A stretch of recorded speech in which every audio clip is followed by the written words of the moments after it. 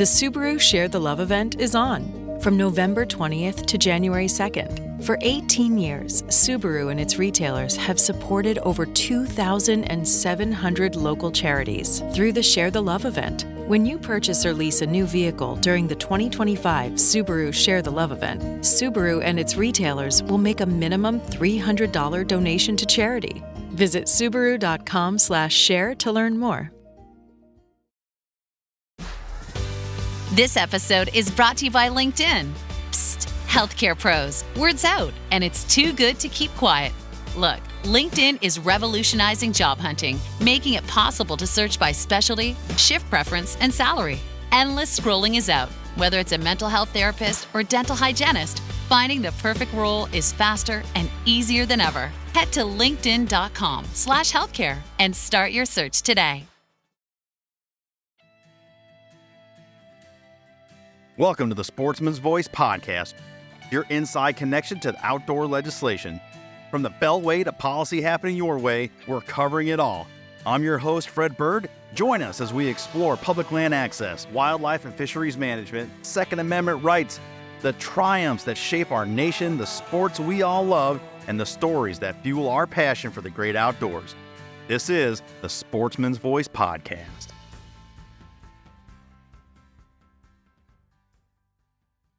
All right, folks, this is the final feature episode of 2025. And with that, we are going to do a retrospective look back at the year that was with our federal policy team. Unfortunately, for our frequent flyer, Chris Horton, he's going to have to shoulder the entire show because Senior Director of Policy, Taylor Schmitz, he had to step out like as soon as we were getting ready to come on and record. So even though we're heading into Christmas, the work literally does not stop. We're going to the very, very end of the year. But with that, welcome in Chris Horton. Chris, welcome. Hey, Fred. Good to be back. And this is a good time. Christmas is coming up. But like you said, just left the Hill last week, teeing up stuff for next year. So been a good year, but looking forward to what we can accomplish in 2026 already. Yeah, for sure. So let's just get to the big news of last week, current stuff for quarter four, and then we can look back. But MAPWaters heading to the president's desk. Yeah, man, MAPWaters is something we've worked on the last couple of Congresses. It's basically based off of map lands where, federal agencies, unfortunately, kind of collate their mapping data a little bit differently and present it to the public even differently. And it was time to try to get all the federal agencies coordinated on how they digitize and publicize their mapping information, so we know where we can go fishing and hunting, and what restrictions might be in those areas. And so we got that done in Maplands. That's in the implementation phase now. Certainly, companies like Onyx is going to be able to benefit from having a data source that they can pull from that's consistent. But we wanted the same thing on the water side. And of course, when you go to waters, then there's multiple federal agencies that have jurisdiction over waters. So we had to break that up into MAPWaters and MAPOceans. And MAPWaters basically directs the Secretary of Interior and Secretary of Agriculture to get together to digitize and standardize how they're presenting us information on Forest Service lands, on national wildlife refuges, so that we have that information convenient and know, again, not only where can we launch a boat, but what can we do in those waters, and if there's any motor restrictions, any fishing restrictions, and such. So MAPWaters has, as you mentioned last week, actually passed the U.S. Congress and is headed to the president's desk. So we're going to have a lot more clarity in the future on freshland and inland waters, on where we can access and how we can access those waters. Still working on MAPOceans, which has cleared the Senate, and we're teeing that up hopefully for passage in the House pretty quickly in 2026. So we will have inland waters as well as our marine waters covered. And MAPOceans pretty much pertains just to the Secretary of Commerce and NOAA and all their mapping, and they actually have authority over the largest area of water in the United States. And of course, between all the different various marine protected areas, and all the regional councils, closed areas and seasons, it can get confusing to anglers. So we're looking forward to getting that one passed. Yeah, no doubt. I as I sit there and think about map waters, I can't help but put a hunting spin on that. It's not just anglers using that Right. information, but certainly your waterfowlers at least, and that's going to help clear up some confusion as well as be a resources, where to go out. Maybe that's not a good thing because I know you guys get up pretty early, waterfowlers. It's maybe you have to get up even earlier still, but information is power, and it keeps some folks out of trouble. So that's good stuff Yeah, absolutely. Yeah, it's not just anglers. It's anybody that wants to access waterways. for sure. Um, Staying with quarter four, anything else, fisheries or other federal policy you can highlight? Yeah, there's a couple of big victories. We've talked about the struggles in the South Atlantic with the red snapper management on that side versus the Gulf, and how we really have been pushing for a while for the states in the South Atlantic to get together and develop their a plan for developing their own data collection programs to supplement MRIP, which is our biggest challenge with the red snapper and a number of species along a, along the southeast in general. But red snapper is kind of the poster child for how MREP just kind of falls short and the information we need to effectively manage that fishery. So, happy to report that in November, all four of the South Atlantic states, that's North Carolina, Georgia, South Carolina, and Florida, have submitted what's called exempted fishing permits, which allows a deviation from standard federal fisheries management. And Florida already has a state data collection program and their state reef fish program, what they used in the Gulf. Um, the other three states are proposing to stand up their own data collection programs to be able to supplement MRIP and to be able to have 2 to 3 years of being able to manage the recreational component of the fishery so we can get away from this 1 or 2 day seasons that we've been seeing the last several years and really give these state data collection programs a chance to demonstrate that they can more effectively capture the data we need and effectively manage that fishery to make sure it's sustainable, continues to grow, but then also provides appropriate access for recreational anglers to that abundant fishery that's out there. So big news there. Excuse me. Another big one is striped bass. The Atlantic States Marine Fisheries Commission back in October was looking to potentially implement even some tighter restrictions on striped bass fishing along the Atlantic coast, and it really was not necessary. We have the lowest fishing mortality rate that we've seen in 30 years. And anglers have already cut way back, and it's really environmental variables that are driving that fishery. But there was a proposal to change and to try to implement more restrictions to get to this rebuilding target in 2029, which frankly is a little bit arbitrary. And it was chasing 1%, which wasn't even going to be measurable. So there's no reason. The population continues to rebuild. Anglers are catching and removing fewer fish than we have in 30 years. There was no reason to make any reactions. Unfortunately, the Atlantic States Marine Fisheries Commission decided to maintain status quo for this upcoming season with the restrictions that are already in place. So that was another big win at the end of 2025 for us. Yeah, no doubt. And coordination there for that. You want to talk about some of that highlight as well?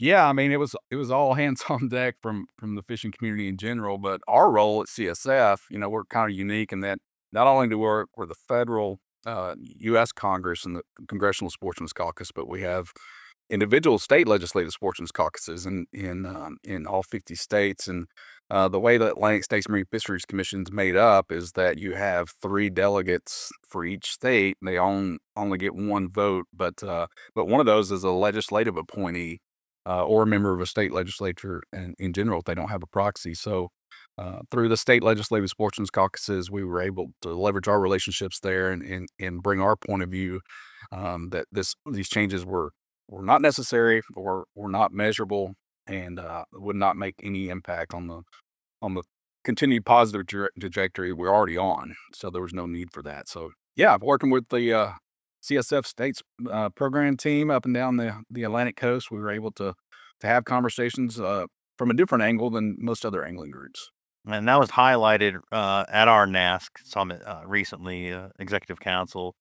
President Jeff Wardlaw highlighted that the EC was really motivated, and off the heels of that success and the collaborative efforts across state lines, looking to do more of that in the future and really activating that NASC network. So again, just one more time, speaking to the power of that organization and folks getting together and coming together on these things.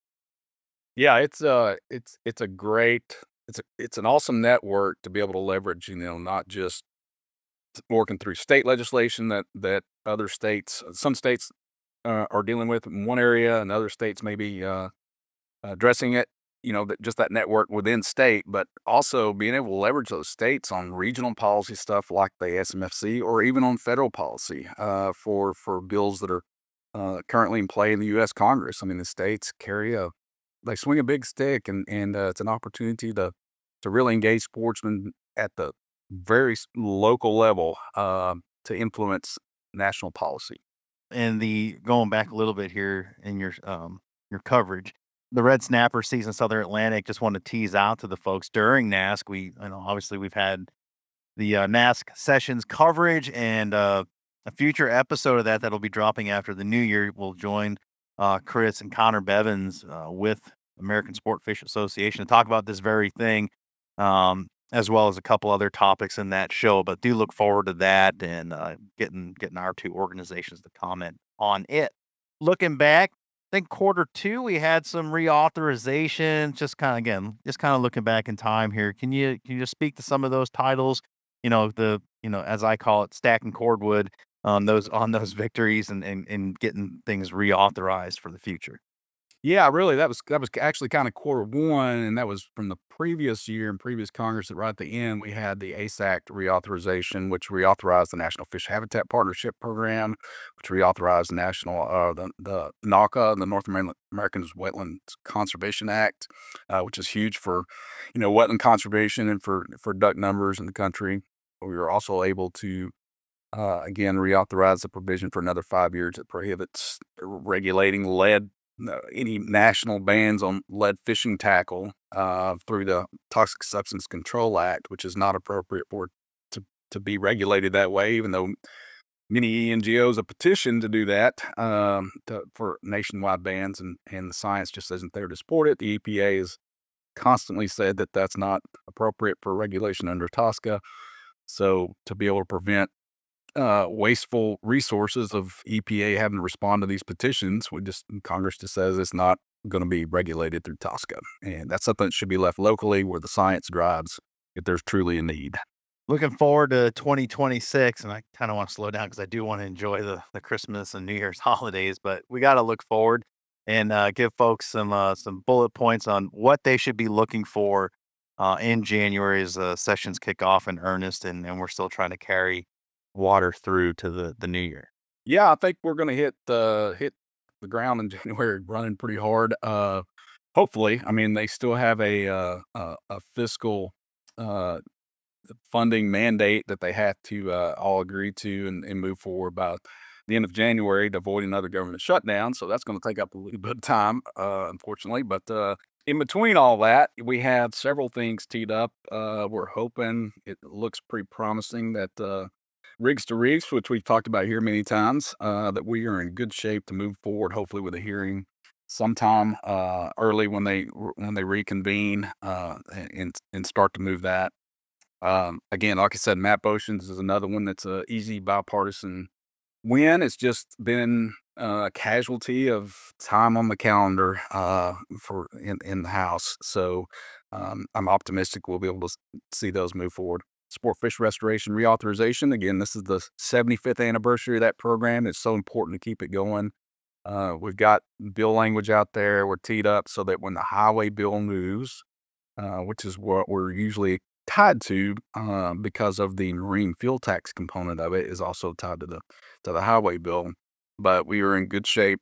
We're adding co-sponsors weekly to that, and it's a growing list. I believe we're up over 20 now. So it's one of those programs we're confident that we will get reauthorized, and associated with that, and what will be interesting to see is if we can combine the Sporting Goods Excise Tax Modernization Act, and that'll close the loophole again with foreign manufacturers being able to sell directly to U.S. consumers and avoid the excise tax currently. So we're trying to close that loophole, and we have legislation in both chambers that we're looking to figure out how to combine those. The challenge is that creates multiple committees of jurisdiction, and whenever you have legislation that impacts or goes through multiple committees of jurisdiction, it gets a little more cumbersome. But we've had some good conversations as of late, and may have a path forward with that. That's good, man. It feels like an age ago that we were talking about that, and the community and policy folks are certainly enthusiastic about that and being able to realize more contributions to that funding system. So um yeah, kind of a blast from the past, but glad to see we're making some headway on it. Yes, the wheels of government turn slowly, so you have to keep pushing and keep pushing, put that shoulder to the wheel and just be persistent, and eventually you get it there, especially on bipartisan legislation. Mhm. That's the thing that is hard for some folks that don't work in DC very often. It's like, well, if it's bipartisan, why doesn't it why can't it pass? Well, again, it's just there's only so many hours in the day for Yeah. Congress to take things up, and you just have to keep pushing and making sure that it finds some little slot on the calendar at some point, and Yeah, then it moves quickly. for sure. I know also looking forward to the next year. Um, Recently, as in the 18th, um, the Wildlife Crossings Program Reauthorization Act was introduced too. So now the audience has heard my enthusiasm about that in the past. It's a great program, proven time and time again how successful it is. So we can certainly look forward to that in the new year, and we'll bring Taylor back on for future reporting on it. Also seems like a no-brainer to get that done, and an easy win for all folks, no matter what side of the aisle they're on. Chris, any other look forward to there in the crystal ball for 2026? No, I mean, Congress is hard to predict, but again, I think we're in really good shape to move some of our, certainly on the fisheries side, some of our bipartisan priorities and get those across the finish line in the second session of the 119th Congress. Any Congress every 2 years, there's going to be an election. So when you get close to election season, the calendar gets shorter and shorter. So we have to push early and hard in Mhm. order to get these last things, a few things through. But again, I feel like we're in good shape, and look forward to working with all my state colleagues on fisheries related issues. I mean, I was looking back this morning. It's like I assisted um, or worked with a state program team on over 2 dozen fisheries related bills, and glad to report that more than 80% of those were successful on behalf of anglers and boating access. So, and the other 20% are still in play, and hopefully Mm. we'll be successful in those too. Yeah, for sure. One of those highlights, at least for me, was New Hampshire was one of a handful of states, or even less, that attempted to institute live bait bans. That was thwarted. And again, going back to that, or coming up with the forthcoming episode from NAS with Chris and Connor, we get into some of that as well, and really, really interesting the rabbit hole we can go down on that, and foreign influence, foreign money, like it's pretty wild. So definitely do tune in for it. It seems like like a small beans kind of issue, but it's really not. And there's a bigger, more nefarious um, goal and agenda there. So make sure you are tuning in for that. I'd be remiss if we end this look back at 2025 without acknowledging the victory and CSF's leadership on the avoidance of mass land sell off. And, it wasn't from bumper sticker slogan type campaign. It was very much look, here's the current way to do this for land disposal. Here, it's already a system in a device that's in place. And I think you guys, the federal policy team, especially Taylor, really articulated that well, and really educated a lot of people in our own space that this is already a thing. There's no new information here, and here's how you can get it done. But millions of acres of land remain accessible to sportsmen and women, especially in the West. So that was good. And again, that fight probably not over. Oh, for sure, it's not. But yeah, Taylor did an outstanding job working directly with members of Congress and key committee staff to to help them understand that, hey, if there's a problem, like you said, the process is already in place. If there's a way that we need to work on making that more efficient, we're all in about doing that. But to circumvent that process is not the appropriate path forward. So, we'll continue to make sure that the process that's in place is the one we use, and we don't just arbitrarily lose access to public lands. That's right. Well, good. I think we'll to keep hunting here, put a bow on it as we head into the holidays. It was a good year for us, a good year for the community, and certainly for you and Taylor. Appreciate your leadership and working collaboratively with our team on the state program team. And it's a well-oiled machine. We do a lot of damn good things, and the proactive policy that we got into in 2025 continues into 2026. And yeah, stacking it like cordwood. It was pretty awesome to see. Yeah, it was a very successful year. Thanks to all our sponsors and supporters out there that allow us to be able to do this. For all the sportsmen and women out there that are that pay attention or are willing to engage. I mean, sometimes that's really makes the difference. I mean, if everybody that hunts and fishes would pick one policy item to engage on next year, we can be even more successful, very successful. So, Chris, as always, appreciate your time. Thanks for taking on the entirety of the federal policy look at, and we'll look forward to seeing you and Taylor and everybody else in the new year. It'll be exciting, that's for sure. Well, thanks, Fred, and I look forward to seeing you in 2026. No doubt. Merry Christmas, Happy New Year, brother. Merry Christmas.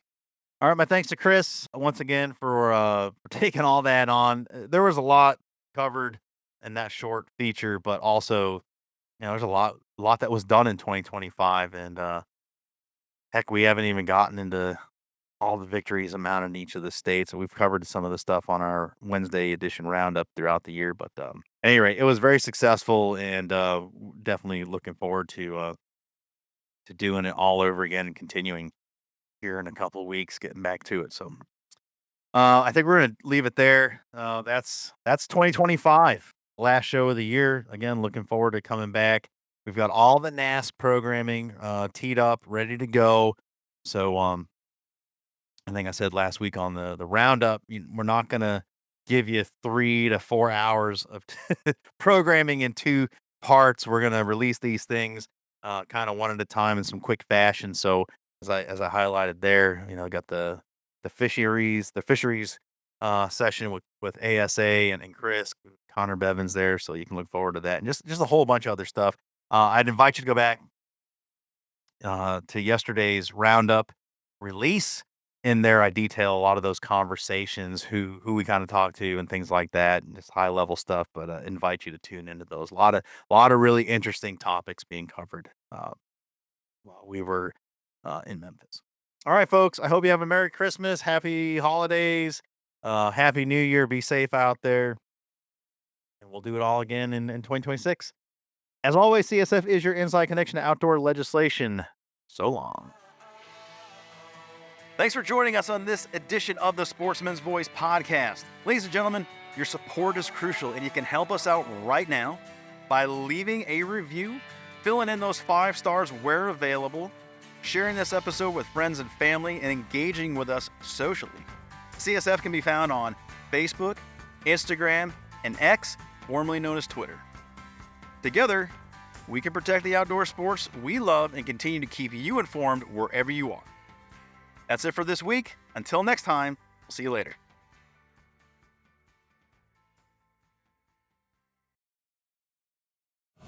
The high-octane phenomenon, Sisu Road to Revenge, comes home with a bang.